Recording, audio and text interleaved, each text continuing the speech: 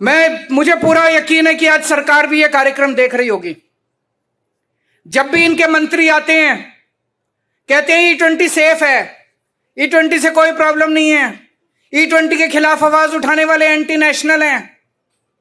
मैं उनसे कहना चाहता हूं, आज हमने इतनी सारी टेस्टिमनीज आपके सामने रखी, आज हमने इतने सबूत रखे। लोकल सर्कल्स करके एक संस्था है, उसने देश भर में 45,000 व्हीकल इस्तेमाल करने वालों का सर्वे किया। उसमें पता चला 67% लोगों की माइलेज कम हो गई, 45% लोगों के इंजन खराब हो गए। आज जितने लोगों ने अपनी व्यथा रखी, ये सारे झूठे हैं, ये सारा गलत है। और ये इनके मंत्री आके कहते नहीं E20 ठीक है। अरे काउंटर में कुछ तो रखो, कोई रिपोर्ट रखो, कोई साइंटिफिक स्टडी रखो, कोई इंजीनियरिंग की बात रखो। कुछ नहीं रखेंगे। हमने स्टडी करा ली। अरे स्टडी करा ली तो स्टडी की कोई रिपोर्ट तो होगी, वो रिपोर्ट तो दिखाओ। हम भी पढ़े लिखे हैं, तुमसे ज्यादा ही हैं। तुम्हारी डिग्री तो नकली है, हमारी डिग्री असली है। मेरी डिग्री लोगों ने RTI में मांग रखी है और मेरे इंस्टीट्यूट IIT खड़गपुर से उन्होंने दी हुई है। मेरे कितने नंबर आए फर्स्ट ईयर में, फर्स्ट सेमेस्टर, सारे दे रखा है। उनकी डिग्री मैंने मांग ली, मेरे खिलाफ क्रिमिनल केस कर रखा है। गुजरात में मेरे खिलाफ ट्रायल चल रहा है कि उनकी डिग्री क्यों मांगी मैंने। तो हम भी पढ़े लिखे हैं। आपकी अगर रिपोर्ट है तो रिपोर्ट दिखाओ। बातचीत तो होनी चाहिए देश के अंदर। जो आपके खिलाफ आवाज उठा रहे हैं उनके खिलाफ FIR करा देते हो। मनीष कश्यप को नाक में दम कर रखा है। ऐसे ऐसे बहुत लोग हैं जिनकी नाक में दम कर रखा है इन्होंने। सही बोल रहे हैं लोग, अभी तो मजाक चल रहा था, कॉमेडी थी, लेकिन सही बात है। जो जो लोग इनके खिलाफ आवाज उठा रहे हैं FIR करा देंगे, ये कर देंगे, वो कर देंगे, इसका मतलब कुछ तो गड़बड़ है। इसका मतलब E20 गड़बड़ है। E20 सही होता तो आमने सामने बैठ के बात करते। हम 2 सबूत हम रखते, 2 सबूत तुम रखते। लेकिन जब तुम धमकी दे के कुछ करा रहे हो तो इसका मतलब गड़बड़ है। आज उसके ऊपर बात होगी कि क्या गड़बड़ है। दूसरी चीज, आजकल ये कह रहे हैं E25 अभी नहीं ला रहे, अभी स्टडी चल रही है। E30 अभी नहीं ला रहे, अभी स्टडी चल रही है। E40 अभी नहीं ला रहे, अभी कोई स्टडी नहीं चल रही। वो ये देख रहे हैं कितने दिन ये मुद्दा ठंडा पड़ता है, शांत हो जाएगा। जैसे ही मुद्दा शांत होगा E25 ले आएंगे, जैसे ही मुद्दा शांत होगा E30 लाएंगे, जैसे ही मुद्दा शांत होगा E40 ले आएंगे। ये कोई स्टडी नहीं कर रहे, कोई कुछ नहीं कर रहे, गुंडागर्दी कर रहे हैं, जबरदस्ती कर रखी है देश के साथ। इसलिए आज मैं एक चीज कहना चाहता हूं, पेट्रोल की और डीजल की गाड़ियां खरीदना बंद कर दो। ये जैसे E10 वाली गाड़ियां थी, E10 वाली गाड़ियों में धक्का करके E20 ले आए, अब गाड़ियां खराब हो गई। अगले साल E10 वाली गाड़ी में E25 ले आएंगे, E30 ले आएंगे, E40 ले आएंगे, भट्ठा बैठ जाएगा। अभी तुम खरीदोगे तो E20 वाली गाड़ियां मिल रही है मार्केट में, अब उसमें E30 आ गया तो वो भी खराब हो जाएगी। पहले इनको पूरा E100 ले आने दो, उसके बाद गाड़ी खरीदना। और खरीदनी हो तो इलेक्ट्रिकल व्हीकल खरीदना, और दूसरा कोई मत खरीद, डीजल वाला भी मत खरीदना। या डीजल में भी मिलावट करने की प्लानिंग कर रहे हैं ये लोग, तो कोई गाड़ी मत खरीदना। पेट्रोल डीजल की गाड़ियां खरीदनी बंद कर दो जब तक ये E100 ना ले आए। जब तक E100 की गाड़ी बनना शुरू नहीं हो जाए अपने देश के अंदर। ये धोखा दे रहे हैं। E10 की गाड़ी में E20 डालेंगे, E20 की गाड़ी में E50 डालेंगे, E50 की गाड़ी में E100 डालेंगे। धक्का कर रखा इन्होंने। मैंने 29 कंपनियों को चिट्ठी लिखी। हमारे देश में 29 कंपनियां हैं जो पेट्रोल से चलने वाली स्कूटर, मोटरसाइकिल, SUV, कार, ये सब बनाती हैं, 4 व्हीलर 2 व्हीलर बनाती हैं। 29 कंपनियों को मैंने चिट्ठी लिख के 2 ही चीज पूछी। मैंने कहा भाई ये बता दो 2023 से आपकी जो गाड़ियां बनी हुई हैं पहले, वो गाड़ियों में E20 इस्तेमाल हो सकता है क्या? अगर आप कहते हो सकता है, और अगर किसी की गाड़ी खराब हो जाए तो फिर आप लिख के दे दो कि हर्जाना हम देंगे। अगर किसी की गाड़ी में माइलेज कम आए तो लिख के दे दो कि हर्जाना हम देंगे। ये 2 बातें पूछी, किसी की चिट्ठी का जवाब नहीं आया। लेकिन 9 कंपनियों के अफसरों से मेरी खुद की डिटेल में बात हुई। बोले जी 2023 के पहले वाली गाड़ियां E10 थी, उनमें E20 इस्तेमाल नहीं हो सकता। बोले जबरदस्ती कर रखी है सरकार ने, E20 इस्तेमाल करोगे गाड़ी भी खराब होगी, माइलेज भी खराब होगी। तो मैंने कहा लिख के दे दो। बोले लिख के देंगे, धमकी दे रहे हैं प्रधानमंत्री जी, फैक्ट्री बंद करा दूंगा, इनकम टैक्स की रेड करा दूंगा, प्लांट बंद कर दूंगा, ईडी भेज दूंगा। बोले धमकी दे रहे हैं, हम लिख के नहीं दे सकते। और बोले अगर हमने उनके कहने से लिख के दे दिया E20 सही है, तो बोले फिर कंज्यूमर आ जाएगा, कंज्यूमर कोर्ट में जाके कहेगा हमारा हर्जाना दो। बोला ना ये लिख के दे सकते ना वो लिख के दे सकते। तो जबरदस्ती का रखिए। एक चुटकुला सुना करते थे कि एक बारी रशिया, अमेरिका और इंडिया तीनों की पुलिस के बीच में कंपटीशन हुआ। रशिया की पुलिस आई, अमेरिका की पुलिस आई और मोदी जी की पुलिस गई। एक शेर को जंगल में छोड़ दिया, पुलिस को कहा भाई इस शेर को पकड़ के लाओ। तो रशिया की जो पुलिस थी वो 5 दिन में शेर को पकड़ के ले आई। अमेरिका की पुलिस 1 दिन में शेर को पकड़ के ले आई।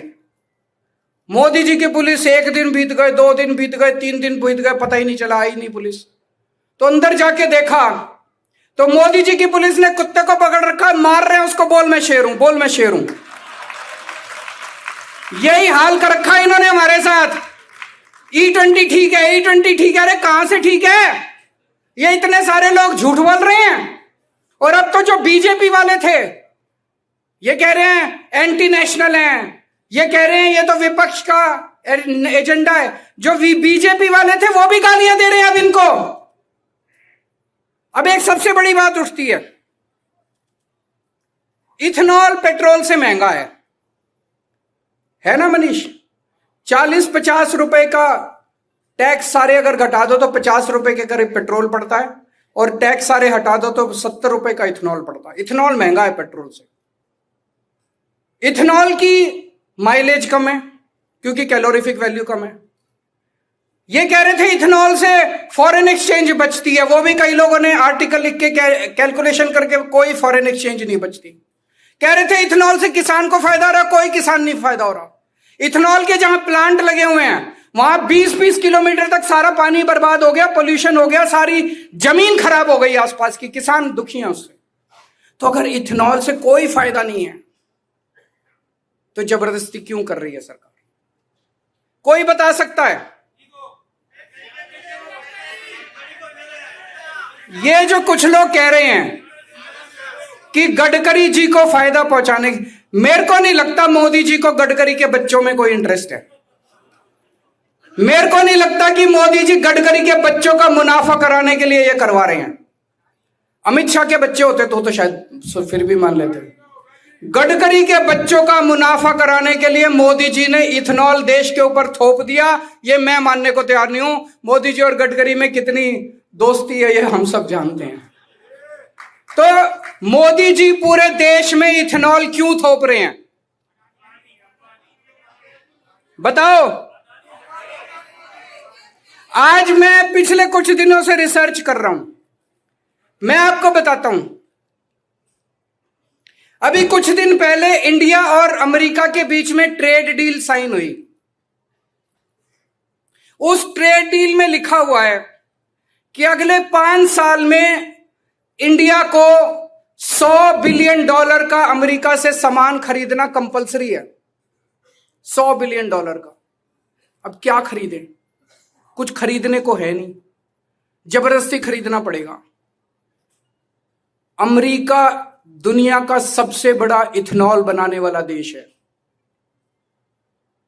दुनिया में सबसे ज्यादा इथेनॉल अमेरिका बनाता है और अमेरिका में खपत नहीं है। हमारे देश में E20 थोप रहे हैं, अमेरिका में E10 से भी कम है, और वो भी ऑप्शन मिलती है हर पेट्रोल पंप पे, E10 लेना है कि प्योर पेट्रोल लेना है, ऑप्शन मिलती है। वहां पे E10 है, वहां E20 नहीं है, यहां अब इथेनॉल कहां बेचे अमेरिका? आपको यह जान के ताज्जुब होगा कि 2-3 साल पहले इंडिया जितना इथेनॉल इंपोर्ट करता था, पिछले साल उससे दुगना इंपोर्ट करने लग गया। और अब ये E20 लागू करने के बाद इस साल पिछले साल के मुकाबले 5 गुना इथेनॉल इंपोर्ट किया जाएगा, 5 गुना ज्यादा। और आपको ये जान के और ज्यादा ताजुब होगा, ये सारा का सारा इथेनॉल अमेरिका से इंपोर्ट किया जाएगा।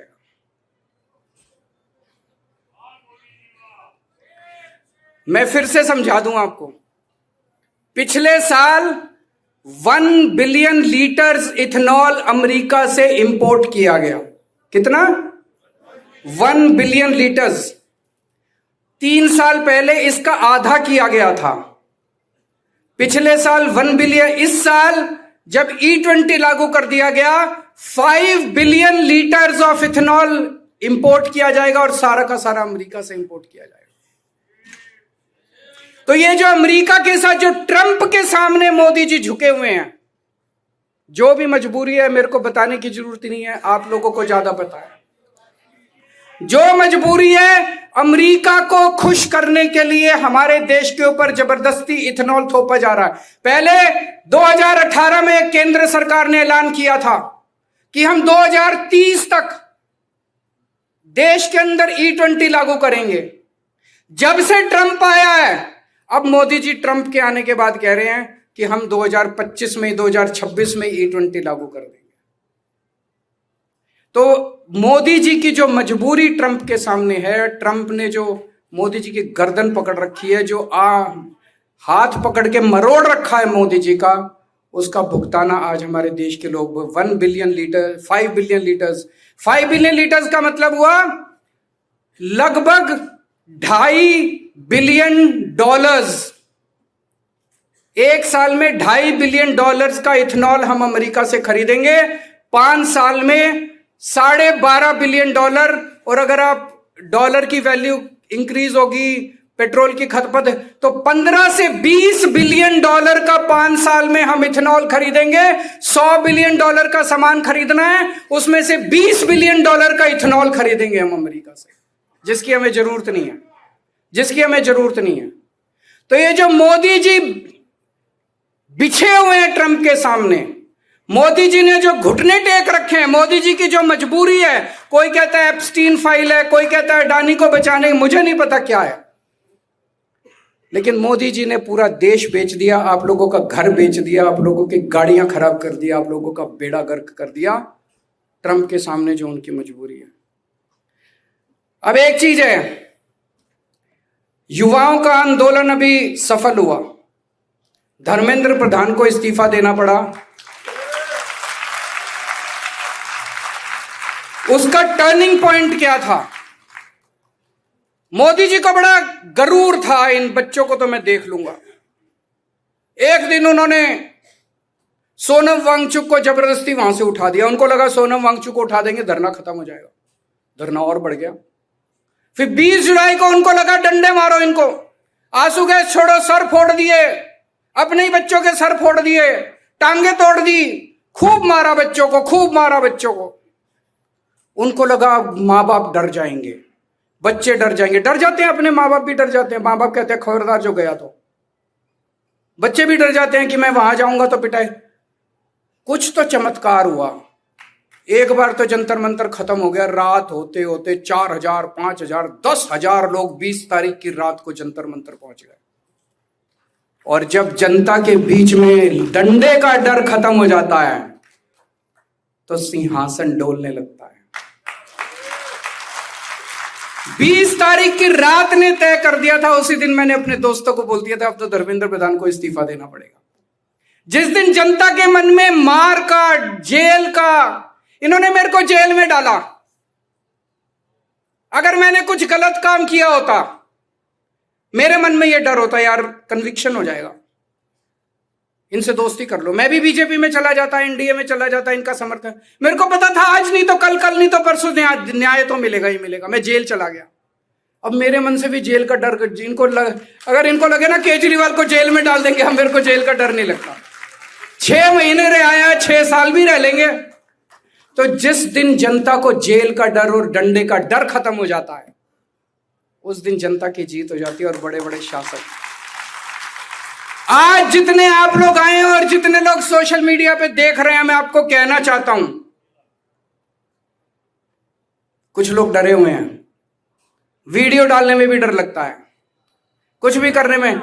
एक बार डर निकाल दो, सारे जने वीडियो डालना चालू कर दो, देखते हैं कितने लोगों को जेल भेजेंगे मोदी जी और कितने लोगों।